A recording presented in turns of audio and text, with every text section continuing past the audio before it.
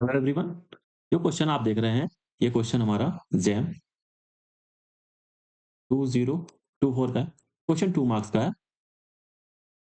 ना? Question related है real analysis से। और रियल एनालिसिस में क्वेश्चन में हमें सीक्वेंस दे रखी है ना? सीक्वेंस एन, और एन डिफाइन है आपके सामने 1 अपॉन एन क्यूब प्लस 1 प्लस 2 square upon N cube plus 2 and so on, N की power sorry N square upon N cube plus. ठीक है? तो हमसे पूछ रहा है कि ये कहाँ पे कन्वर्ज करेगी, जो एन हमारी सीक्वेंस है कहाँ पे कन्वर्ज करेगी। तो अगर हम इसको समेशन फॉर्म में लिखना चाहें तो देखो कैसे लिखा जाएगा। समेशन है ना? यहाँ पे देखो 1 2 3 ये वेरी कर रहे हैं ऊपर वाले, और यहाँ पे ये वेरी कर रहा है 1 2 एन, और ये एन क्यूब फिक्स्ड है। तो हम इसे ऐसे करके लिख सकते हैं, ऊपर सभी का स्क्वायर हो रहा है upon N cube plus r, है ना? आर पे समेशन लगा हुआ, आर इक्वल टू 1 से एन तक जा रहा है।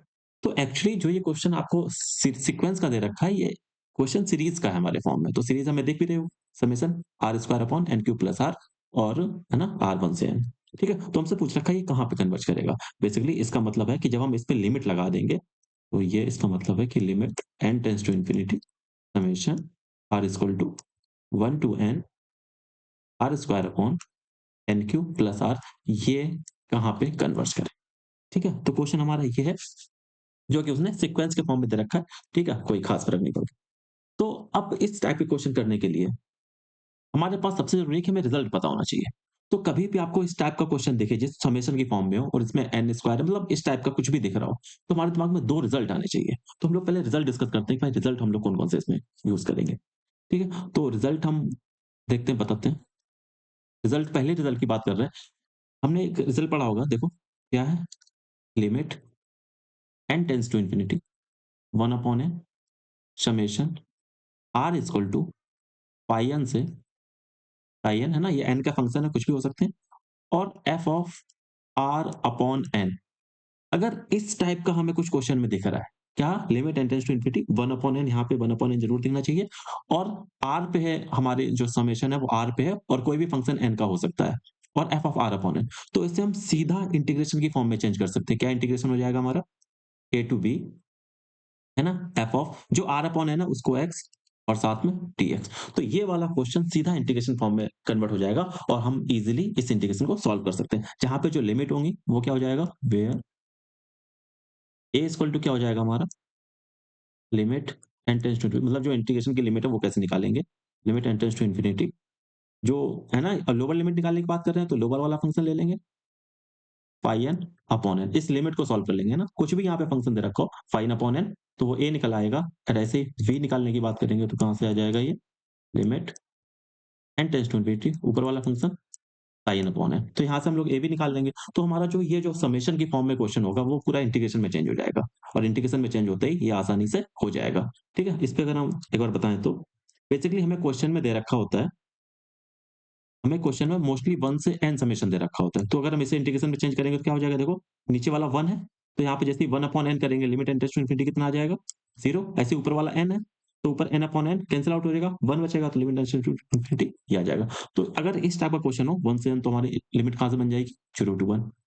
ठीक है? और अगर हम बताएं कोई भी फंक्शन हो सकता है ये हमारा, n का कोई भी फंक्शन, अगर समेशन हमारा इस फॉर्म में हो तो जैसे हो सकता है 2n से 3n हो, है ना? तो इंटीग्रेशन कहाँ से कहाँ बदल जाएगा, देखो सबसे पहले 2n यहाँ पे पुट करेंगे, 2n अपॉन n, n से कैंसिल आउट होगा, लिमिट अप्लाई करेंगे 2 आएगा, ऐसे 3 आ जाएगा। तो ऐसे ही हम लोग समेशन को इंटीग्रेशन में चेंज कर सकते हैं। तो यहाँ पे कोई भी फंक्शन हो, जनरली हमने उसके लिए जनरल फॉर्मूला बता दिया। मोस्टली आपको 1 से n या फिर ऐसा कुछ दिखेगा। ठीक है? और जो दूसरे रिजल्ट की हम लोग बात कर रहे हैं, पहले रिजल्ट लिख लेते हैं फिर बताते हैं इस क्वेश्चन में क्या यूज होना है। दूसरा रिजल्ट जो है वो काफी इंपॉर्टेंट है, मतलब इंपॉर्टेंट पहले वाला भी था। हमने स्क्वीज थ्योरम पढ़ी होगी, स्क्यूज से। स्क्वीज थ्योरम क्या बोलती है, हम लिखवा दे रहे हैं यहाँ पे, let A N B N T N B sequence of real ना, sequence of R and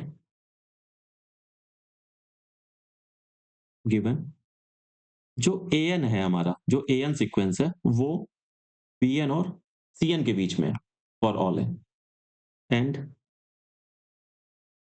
limit n tends to infinity b n बराबर होना चाहिए किसके, limit n tends to infinity Cn, मतलब जो ये लेफ्ट में Bn लिखा हुआ और जो राइट में Cn लिखा हुआ है, इन दोनों की लिमिट बराबर आनी चाहिए और मान लेते हैं L। हमने मान लिया कि L के बराबर है।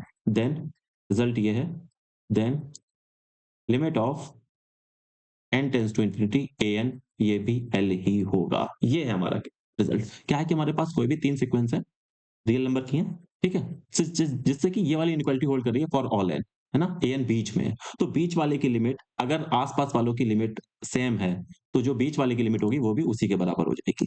ये हमारा रिजल्ट बोलता है। ठीक है, इसको अच्छे से लिख देते हैं। तो रिजल्ट हमारा क्लियर है। आप क्या है कि अगर कोई भी 3 सीक्वेंस है इस फॉर्म में और दोनों की लिमिट bn और cn की अगर l है, तो हमारा जो बीच वाली सीक्वेंस थी ना an, उसकी भी लिमिट हमारी l हो जाएगी। ठीक है? अब इन दोनों का आपको अगर इस टाइप का कोई भी क्वेश्चन दिख रहा हो, तो आपको सबसे पहले ये दोनों रिजल्ट ज़रूर दिमाग में आने चाहिए।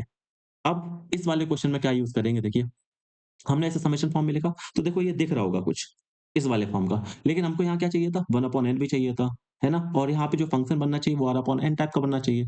तो आप लोग ट्राई करना इस पहले रिजल्ट को इसमें, ये यूज़ नहीं हम लोग कर पाएँगे। पहला रिजल्ट इसमें हमारा काम नहीं आएगा। तो हम लोग इसमें यूज़ करेंगे स्क्वीज़ थ्योरम या फिर इसको सैंडविच थ्योरम भी बोलते हैं। तो हमें क्या चाहिए? an के आस-पास हमें सीक्वेंस बनानी पड़ेगी, ठीक है? जिसकी लिमिट सेम होनी चाहिए। वो तो बाद में ट्राई करेंगे, पहले एक बार कोशिश करते हैं इसे बनाने की। तो देखिए कैसे बनाएँगे। ये है 1/n³ + 1, ये है 2/, तो देखना एक बार, सबसे पहला टर्म हम लिख रहे हैं। सबसे पहला टर्म है हमारा 1/n³+1। इसको कितना लिख सकते हैं? इसको ऐसे ही लिखा रहने दीजिए एक बार, है ना? इसको छेड़छाड़ नहीं करिए क्योंकि n 1 ही है इसीलिए। 8 की जगह 1 ही है तो उससे फ़र्क नहीं पड़ता। अब दूसरा टर्म देखिए आप लोग। दूसरा टर्म हमारा क्या है? हुँ, दूसरा टर्म है हमारा 2^n³ + 2, ठीक है? इसको यहाँ पे अपने लोग रफ वर्क कर लेते हैं थोड़ा-सा। देखिए आप एक चीज़ बताइए कि हमारा जो यहाँ पे करते हैं, n³ + 2 होगा, किससे बड़ा होगा? और हाँ, पहले तो यहाँ बताइए कि एक चीज़ किससे बड़ी होगी? ये n³ + n से छोटी होगी, है ना? ये वाला n³ + 2 हमेशा n³ + n से छोटा होगा क्योंकि n हमारा नेचुरल नंबर है, 1 से बड़ा है। तो अगर हम इसका रेसिप्रोकल करेंगे तो 1/n³ + 1, ये छोटा आ जाएगा किससे? 1/n³ + 2 से, कोई दिक्कत नहीं है। अब इन दोनों में हम लोग मल्टीप्लाई कर सकते हैं 2 स्क्वायर का। तो जब हम, क्योंकि 2 स्क्वायर पॉजिटिव है तो मल्टीप्लाई भी कर सकते हैं। तो 2^n³ + n छोटा हो जाएगा किससे? और 2^n³ + 2 से। कोई दिक्कत नहीं यहाँ तक। तो ये वाला जो 2^n³ + 2 था, ये बड़ा हो जाएगा किससे? यहाँ पे ये वाली टर्म लिख देते हैं, 2^n³+n, ठीक है? कोई दिक्कत नहीं है। अब आगे देखते हैं। हुँ, ऐसे ही इसका राइट वाला निकालेंगे तो यहाँ पे देखो क्या लिखा हुआ है, n³+ 2, ये किससे बड़ा होगा? सॉरी, ये किससे बड़ा होगा हमारा? ये बड़ा हो जाएगा n³ + 1 से बड़ा होगा। अब ऐसे ही हम लोग, क्योंकि यहाँ पर ये 2 है, ये 1 है, रेसिप्रोकल करेंगे तो 1/n³ + 1 बड़ा हो जाएगा, मतलब क्रॉस मल्टीप्लाई कर दिया यहाँ पे, 1/n³ + 2, कोई दिक्कत नहीं है।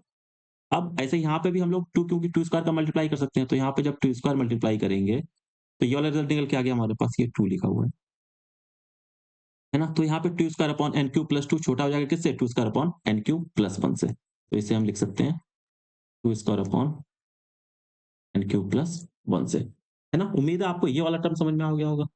ऐसे ही हम लोग यहाँ पे भी कर सकते हैं, कोई दिक्कत नहीं है, क्योंकि यहाँ पे इक्वलिटी का साइन लगा हुआ है, तो ये पहले वाला सैटिस्फाई करेगा। अब हमने पहला टर्म लिख लिया, दूसरा टर्म, इसके आगे नेक्स्ट वाला टर्म क्या आएगा यहाँ पे? क्या आएगा? 3^n³ + 3। तो जो हमने ये वाला जैसे लिखा है, जो मेहनत इस पे करी है, जो कैलकुलेशन इस पे करी है, सेम कैलकुलेशन से हम लोग यहाँ पे बता सकते हैं कि भाई इसको भी ऐसे लिख सकते हैं। क्या? 3^n³ + 1, और ये किससे छोटा हो जाएगा? सॉरी, ये वाला टर्म किससे बड़ा हो जाएगा? 3^n³+ n, है ना? जो कैलकुलेशन यहाँ पे करी थी इस वाले में, वही कैलकुलेशन हमने यहाँ पे करी है। ऐसे ही करते-करते कहाँ तक आ जाएँगे? लास्ट वाले तक। क्या आ जाएगा? n³ इसको कितना लिख सकते हैं? यहाँ पे ये n² एन क्यूब प्लस 1 और इसको यहाँ पे n square upon N cube plus है। बताइए कोई दिक्कत है? हमने क्या किया, ये जैसे भी ये वाली कैलकुलेशन करी थी, बिल्कुल वैसे ही सब में कैलकुलेशन नहीं है। आप लोग एक बार ज़रूर कर लीजिएगा इसे। ठीक है, कर सकते हैं यहाँ तक, कोई दिक्कत नहीं होगी। अब देखिए हम लोग कैसे करेंगे इसको। हमें क्या 3 सीक्वेंस बनानी थी, बीएन, एएन और सीएन। तो हमारी देखो सीक्वेंस बन गई। अगर हम इसको ऐड अप करेंगे, तो हमारे पास 3 सीक्वेंस बनेगी, एक बीच में, एक राइट में, राइट वाले राइट में ऐड हो जाएँगे और लेफ्ट वाले राइट में, है ना? लेफ्ट वाले लेफ्ट में ऐड हो जाएँगे।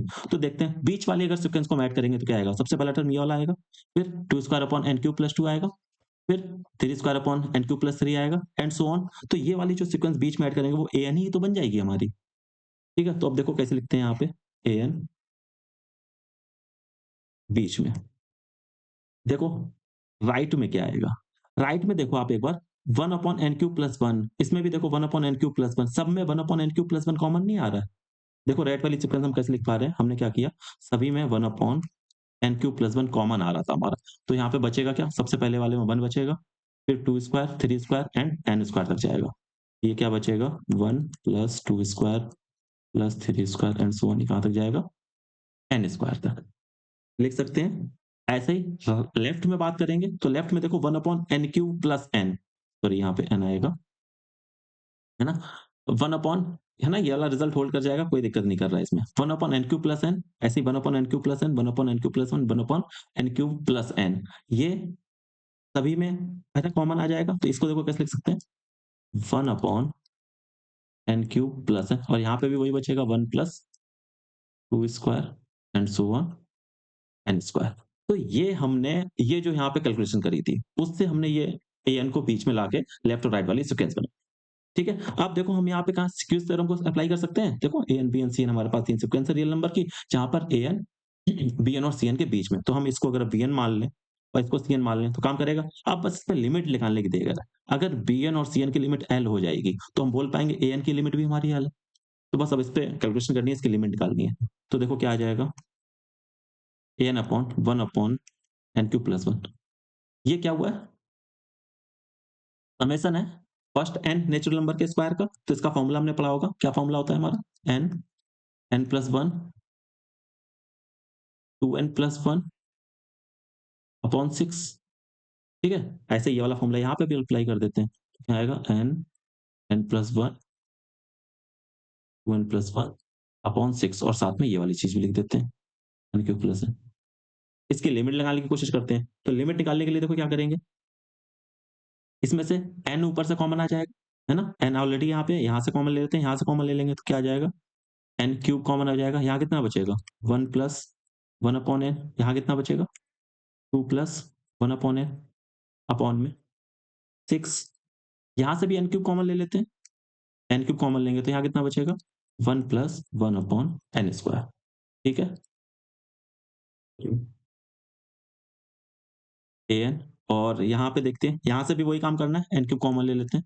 तो ऊपर बचेगा 1 plus 1 upon n, 2 plus 1 upon n upon 6। यहाँ से n क्यूब कॉमन ले लेते हैं, n क्यूब यहाँ बचेगा 1 प्लस 1 अपॉन n क्यूब। अब लिमिट अप्लाई करते हैं, n टेंड्स टू इन्फिनिटी। तो ये कैंसल आउट हो जाएँगे, ये कैंसल आउट हो जाएँगे। तो जैसे आप लोग n limit tends to infinity apply करेंगे तो ये वाला टर्म 0, ये वाला टर्म 0, ये वाला टर्म 0, सेम यहाँ पे क्या हो जाएगा?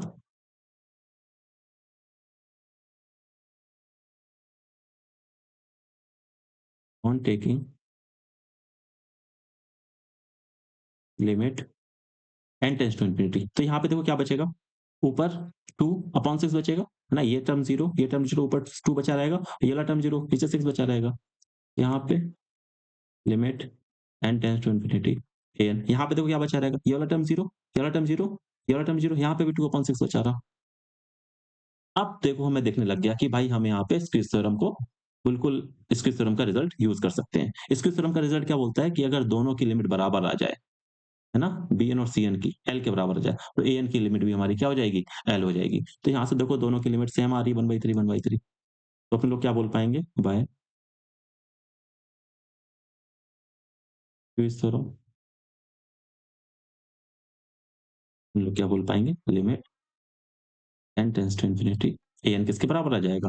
1/3 के बराबर आ जाएगा। ठीक है? 1/3 अगर हम लोग डेसिमल्स में लिखो तो 0.33। हमको यही आंसर में बताना था कि भाई an की लिमिट क्या होगी। ठीक है? तो an की लिमिट हमारी निकल आई, limit n tends to infinity कहाँ कन्वर्ज करेगा? क्वेश्चन में यही पूछ रखा था। तो हमारा जो आंसर आ जाएगा वो कितना आ जाएगा? 0.33, क्योंकि उसने 2 डेसिमल प्लेस तक बोल रखा है। सीक्वेंस an कहाँ कन्वर्ज करेगी? अच्छा देखिए एक बार, क्वेश्चन भले ना रिपीट करे, जैम में ज़रूरी नहीं है कि क्वेश्चन रिपीट करता है, शायद ही कोई कभी कोई क्वेश्चन रिपीट किया हो, लेकिन ये कॉन्सेप्ट जो है ना, ये बहुत बार रिपीट करता है। काफ़ी काम का कॉन्सेप्ट है, अगर आपको इस टाइप का क्वेश्चन या इस टाइप की सीरीज़ कहीं भी दे रखी हो, तो आप ये दोनों आपको ज़रूर याद में आने चाहिए। है ना? अगर ये वाला सबसे पहले काम नहीं कर रहा है, तो आप स्क्विज़ थ्योरम से देखिए, स्क्विज़ थ्योरम का रिज़ल्ट आसान है। है ना? आपको बस ये बीएन और सीएन बनानी पड़ेंगी। तो बीएन, सीएन बनाने का मेथड यही वाला है जो हमने यहाँ पे बनाया है। ठीक है? तो आप लोग प्रैक्टिस करते रहिए। तब तक के लिए मिलते हैं अपन लोग बाद में, तब तक के लिए बाय-बाय।